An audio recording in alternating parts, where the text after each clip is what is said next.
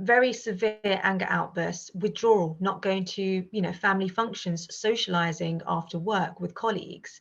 I used to, not eat at all and starving my body, weighing myself, taking the scales out every evening at the end of the day, wanting to see and striving to see a zero on the scale, and all these unrealistic expectations that I had on myself and being severely self-critical of the way I looked.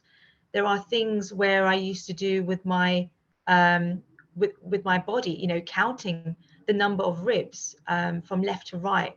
It was these routines and these uh,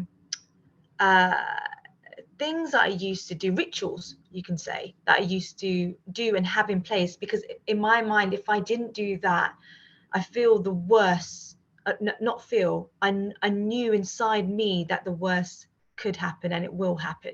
Did the suicidal thoughts for you come once you were aware of what was going on from an eating point of view, or how did that fit into the timeline, if you like?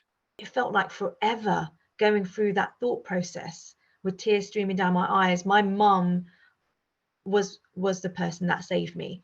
Hearing her voice became louder in my mind. And she was adamant. She was adamant to get me out of that that thought process.